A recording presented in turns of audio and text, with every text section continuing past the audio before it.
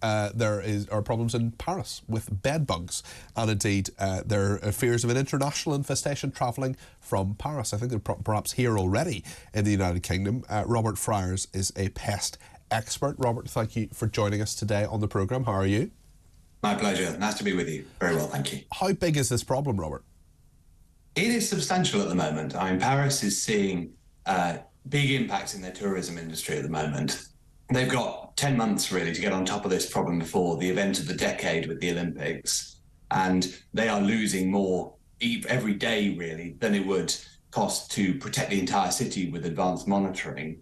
But it's a real challenge. It's not a new challenge. It's come back really strongly after COVID. Bedbugs are in every city most of the time, but because they travel around on people's bags, on people's clothes, there was a really severe build-up in the early 2010s, and then that largely went away during COVID because people weren't traveling so much. But they've really come back with a vengeance this summer. Yeah, it's interesting. I mean, what you're talking about, the fact that they're breeding, they're coming back. I mean, it's horrendous. I know a friend of mine had bed bugs in his bed and had to get rid of the entire bed. Why is this such a big problem in Paris itself?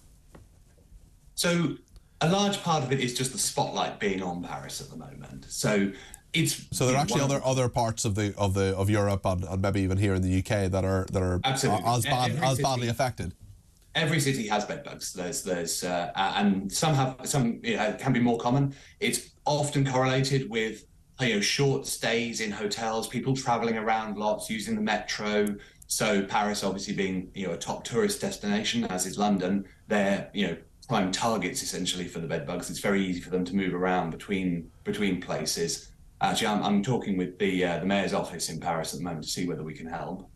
And what are bed bugs? I mean, where are they from? What is their actual name? They're not just called bed bugs. And where do they kind of come from? And what's it like to have them in your bed? Mercifully, I do not have this experience.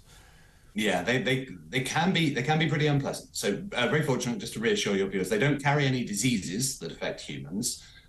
But they are very unpleasant to have around. So they've been co-living with humans for as long as we've been in buildings, basically, or even longer.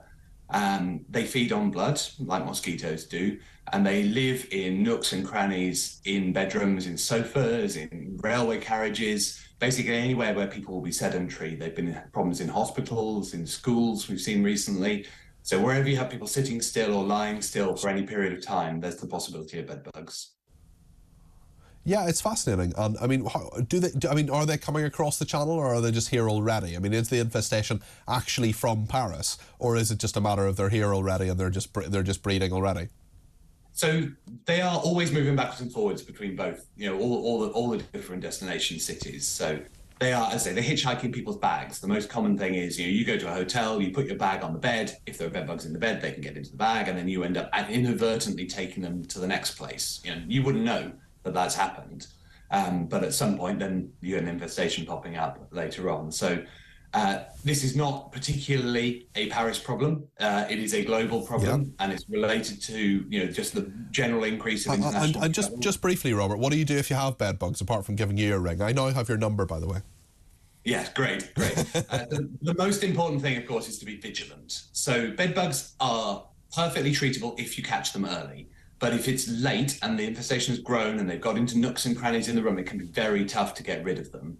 So the best thing you can do is put something like this into... What are you holding there? We've people listening on the radio as well as watching the TV. So just explain that. I'm holding a bedbug monitor. This is one of Spotter's smart AI-powered monitors, which can detect and identify bedbugs in a bed, in a hotel room, in a railway carriage, wherever they might be. So the insects are attracted inside that. There's a pheromone, there's an AI system that identifies whether it's a bed bug, and then it can send an email alert. So we're working with... What's the subject line of that email? You have bed bugs? Basically, yes. Our typical customers, we have dozens of hotels we're working with in Paris at the moment. They're breathing pretty easily at the moment because they know if they get a problem, their front desk will get an alert saying, room 216 has a problem, and they can take that room out of service, they can do a deep clean, they can eradicate it before it spreads and before any of their other guests get affected. Excellent. Well, Robert, that all sounds very good. I definitely will be giving you a ring if there's a problem. I'm some sort of feeling a bit scratchy at the moment. Yes, I'm afraid they do give that effect a little bit. Oh, goodness. Okay, just even talking about them. Robert, thank you very, very much indeed. Robert Friars there, who is a pest expert